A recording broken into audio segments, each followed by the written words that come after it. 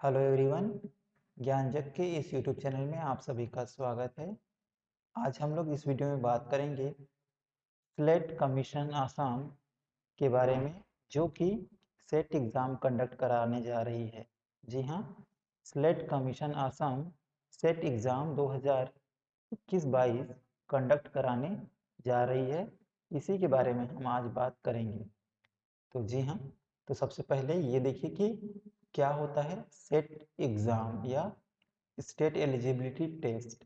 तो आप सभी बहुत लोगों को पता होगा, और जिनको नहीं पता होगा उनको मैं थोड़ा सा बताना चाहूँगा कि सेट एग्ज़ाम के थ्रू क्या होता है कि आप सेट एग्ज़ाम क्लियर करने के बाद जो स्टेट सेट एग्ज़ाम कंडक्ट करा रही है, जो राज्य सेट एग्ज़ाम कंडक्ट करा रही है, उन राज्यों में आप असिस्टेंट प्रोफेसर बन सकते हैं।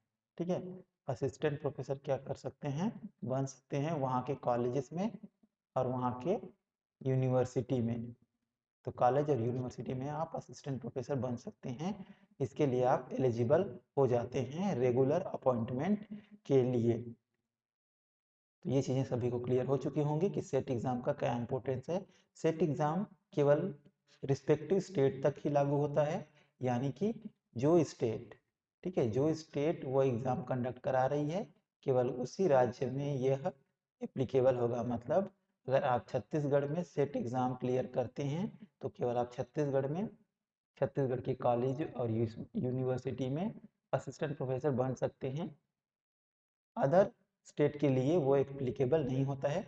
उसके लिए फिर आपको नेट एग्ज़ाम क्लियर करना पड़ेगा, जो कि यूजीसी और सीएसआईआर के द्वारा कंडक्ट कराई जाती है। तो यहाँ पर आपको ये एग्ज़ाम क्यों देना चाहिए, जो असम कंडक्ट करा रही है वो एग्ज़ाम क्यों देना चाहिए। तो इसका एक क्लियर कट रीज़न है कि आपको क्यों देना चाहिए, क्योंकि ये एक एग्ज़ाम के थ्रू, ठीक है, एक एग्ज़ाम के द्वारा क्या हो सकता है, आप इन 7 अलग अलग राज्यों में असिस्टेंट प्रोफेसर के लिए एलिजिबल हो सकते हो। असम, अरुणाचल प्रदेश, मिजोरम, मणिपुर, मेघालय, सिक्किम एंड त्रिपुरा, ये जो 7 स्टेट हैं, इन 7 स्टेट में आप क्या हो सकते हो, एलिजिबल हो सकते हो असिस्टेंट प्रोफेसर बनने के लिए। नॉर्मली होता क्या है कि अगर आप यूपी की सेट दे रहे हो तो केवल आप उत्तर प्रदेश में असिस्टेंट प्रोफेसर बन सकते हो। सीजी सेट दे रहे हो तो आप केवल सीजी में असिस्टेंट प्रोफेसर बन सकते हो। गुजरात सेट दे रहे हो तो केवल गुजरात में। लेकिन यहाँ पर एक अच्छी बात क्या है कि ये जो नॉर्थ ईस्टर्न स्टेट हैं, जो ये 7 स्टेट हैं, इनके लिए एक कॉमन सेट एग्जाम हो रहा है। ठीक है, ध्यान रखिएगा, एक कॉमन सेट एग्जाम हो रहा है, और इसी एक एग्जाम के थ्रू आप इन 7 राज्यों में असिस्टेंट प्रोफेसर के लिए एलिजिबल हो सकते हैं। और चूंकि अभी सीएसआईआर नेट एग्जाम कंडक्ट नहीं करा रही है और न ही यूजीसी नेट एग्जाम कंडक्ट करा रही है, तो आपके लिए यह क्या हो सकता है, अपनी प्रिपरेशन को बूस्ट करने के लिए ये एग्जाम आपको बिल्कुल देना चाहिए, ताकि आपको पता चले कि आपकी तैयारी कैसी है, आपकी प्रिपरेशन कैसी है। तो ये तो कॉन्सेप्ट था किसके बारे में, सेट एग्जाम के बारे में ये कॉन्सेप्ट था। अतः आप सभी समझ सकते होंगे कि इसके थ्रू क्या मिलती है, लेक्चरशिप मिलती है, और लेक्चरशिप के थ्रू क्या कर सकते हो, किसी भी कॉलेज में असिस्टेंट प्रोफेसर पोस्ट के लिए अप्लाई कर सकते हो। तो यहाँ आप देख सकते होंगे state level eligibility test commission Assam north eastern region, ठीक है, तो ये असम के द्वारा कंडक्ट कराई जा रही है। अब ध्यान रखिएगा, ये कब होगा, ये एग्जाम 27 फरवरी को होगा, संडे को 27 फरवरी को होगा।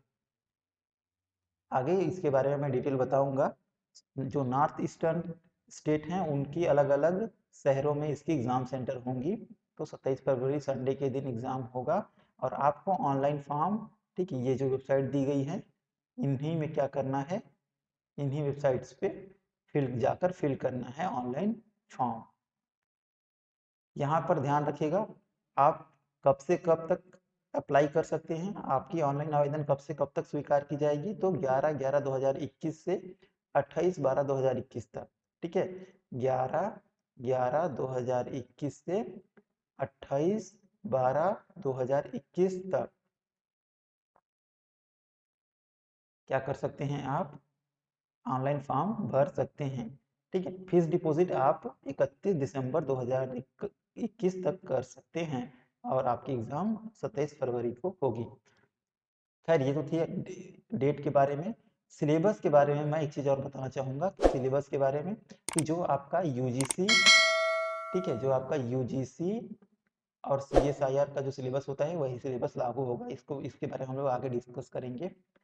बात करते हैं एलिजिबिलिटी की, तो आप क्लियर कट लिखा है कि जो जनरल और ईडब्ल्यूएस, ठीक है, ध्यान रखिएगा, जनरल और जो ईडब्ल्यूएस कैटेगरी के स्टूडेंट हैं उनको 55% उनके मास्टर्स में होनी चाहिए। ठीक है, मिनिमम एलिजिबिलिटी क्या है ध्यान रखिएगा, आपके पास एमएससी, एमए या कोई भी मास्टर डिग्री होनी चाहिए आपके संबंधित सब्जेक्ट में।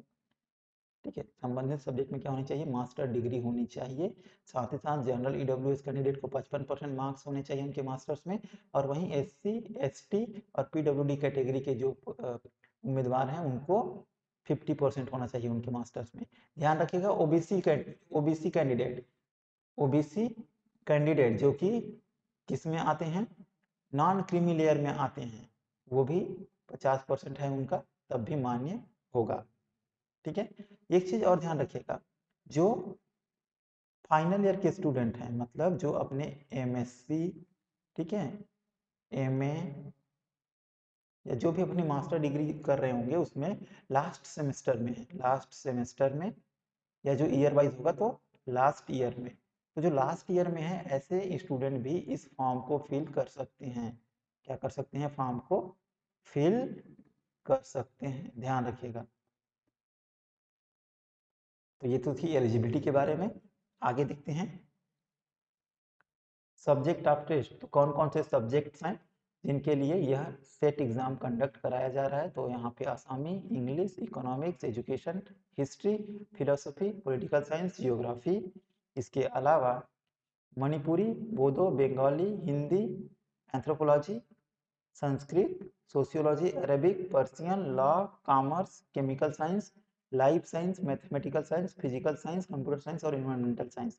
तो टोटल आप देख सकते होंगे इन 25 सब्जेक्ट के लिए क्या किया जा रहा है, सेट एग्जाम कंडक्ट कराया जा रहा है।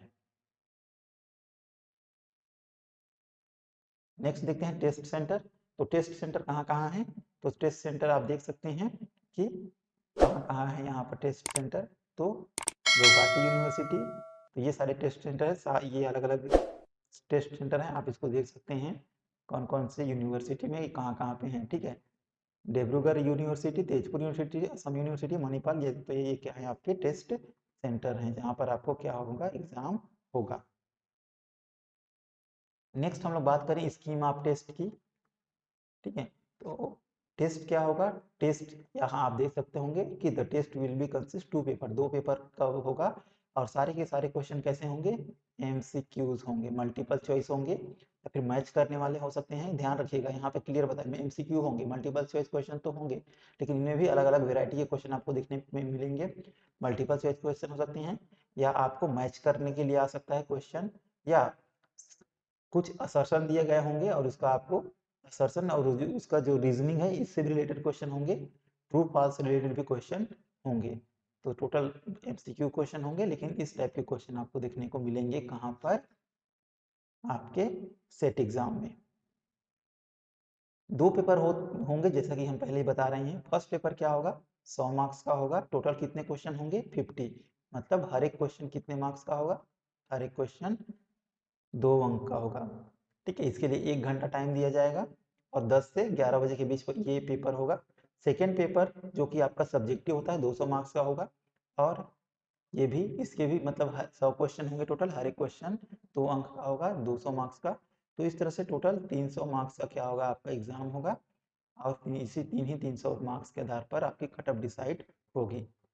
ठीक है, तो यहाँ 2 पेपर होगा। फर्स्ट पेपर में क्या रहेगा, तो आप सभी जानते हैं कि फर्स्ट पेपर क्या रहता है, रीजनिंग एबिलिटी रहता है, कॉम्प्रिहेंशन, ठीक है, डाइवर्जेंस, टीचिंग, रिसर्च एप्टीट्यूड, ये सारी चीज़ें पेपर फर्स्ट में होती है, जो कि जिसको हम लोग बोलते हैं जनरल एप्टीट्यूड।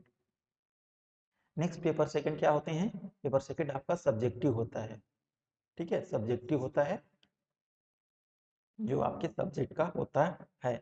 ध्यान रखिएगा सेट एग्जाम में कोई भी नेगेटिव मार्किंग नहीं होती है। There is no negative marking. तो ये स्कीम ऑफ टेस्ट के बारे में हो गया। और नेक्स्ट देखते हैं एज लिमिट।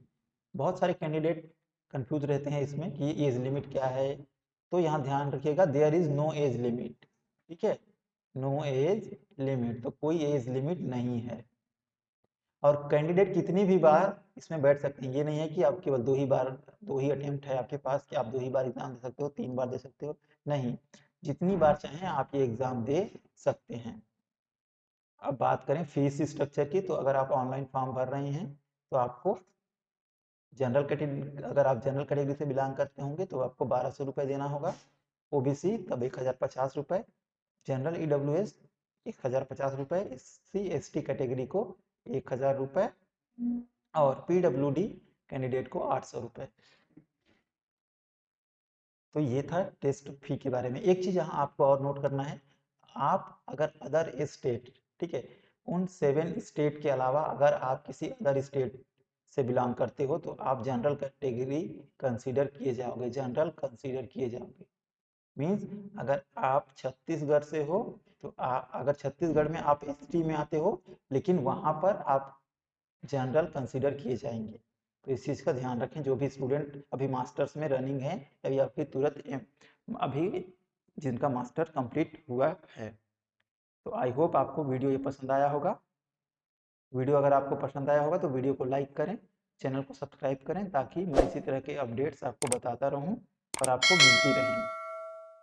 वीडियो को लास्ट तक देखने के लिए आपका बहुत बहुत धन्यवाद।